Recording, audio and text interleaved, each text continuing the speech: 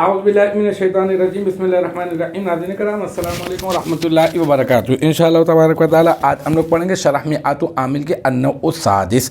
اب تک جو ہے وہ اس سلسلے میں ہم لوگ تقریباً 22 ویڈیوز بنا چکے ہیں. انشاءاللہ تبارک و تعالی یہ ہوگی ہماری ویڈیو 23 پارٹ نمبر 23.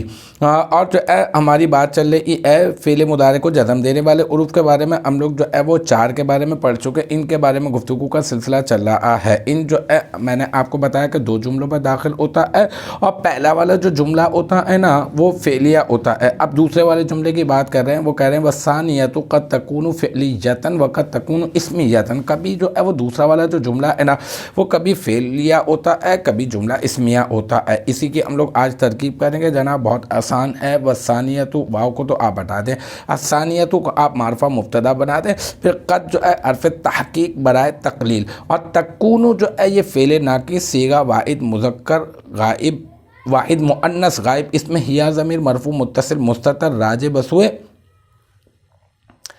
ان یا پھر راجع بسوئے الثانیۃ ہے نا, یعنی الجملۃ الثانیۃ. آپ یوں جو ہے بلکہ ایسا کر دیں کہ الجملۃ الثانیۃ کر دیں, الثانیۃ کو آپ نہ بنائیں مبتدا, بلکہ ایسا کر دیں کہ اس سے پہلے موصوف جو ہے وہ محذوف مان لیں. یہ زیادہ بہتر رہے گا. الجملۃ موصوف محذوف مان لیں اور پھر الثانیۃ کو اس کی صفت بنا دیں. پھر موصوف محذوف اپنی صفت سے مل کر مرکب توصیفی ہو کر یہ مبتدا بنا دیں. پھر قد حرف تحقیق برائے تقلیل تکون فعل ناقص صیغہ واحد مؤنث, اس میں ہیا ضمیر مرفوع متصل مستتر راجع بسوئے الجملۃ الثانیۃ. اس کا اسم تکون کا اسم, کیونکہ فعل ناقص ہے, اس کا اسم اور اس کی خبر تلاش کرنی ہے تو تکون کا اسم مل گیا.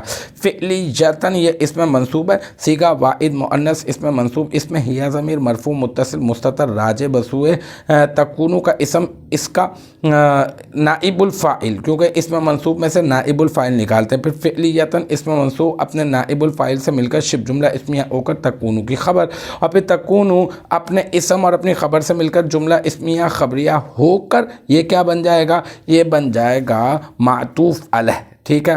پھر واو, پھر حرف عطف, پھر قد حرف تحقیق, پھر برائے تقلیل, پھر تکون جو ہے فعل ناقص صیغہ واحد مؤنث, اس میں ہیا ضمیر مرفوع متصل مستتر راجع بسوئے الجملۃ الثانیۃ, اس کا اسم تکون کا اسم, اور اسمیتاً وہی اس میں منصوب, اور اسمیتاً صیغہ واحد مؤنث اس میں منصوب, اس میں ہیا ضمیر مرفوع متصل مستتر راجع بسوئے تکون کا اسم, اس کا نائب الفاعل, اور اسمیتاً اس میں منصوب اپنے نائب الفاعل سے مل کر شبہ جملہ اسمیہ ہو کر تکون کی خبر. پھر تکون فعل ناقص اپنے اسم اور اپنی خبر سے مل کر جملہ اسمیہ خبریہ ہو کر یہ بن جائے گا معطوف ہے نا. یہ تکون فعلیتاً معطوف علیہ, اور یہ تکون اسمیتاً معطوف, پھر معطوف اپنے معطوف علیہ سے مل کر الجملۃ الثانیۃ کی بن جائے گا خبر, اور پھر مبتدا اپنی خبر سے مل کر بن جائے گا جملہ اسمیہ خبریہ. تو الحمدللہ ہمارا پارٹ نمبر 23 بھی اپنے اختتام کو پہنچا. مجھے امید ہے کہ یہاں تک کی جو بات ہے وہ آپ کی سمجھ میں آ گئی ہوگی. انشاءاللہ تبارک و تعالی نیکسٹ ٹائم اگلی ویڈیو اگلی کلاس کے ساتھ ملاقات ہوگی. جب تک آپ اپنا بہت خیال رکھیے گا. وآخر دعوانا ان الحمدللہ رب العالمین.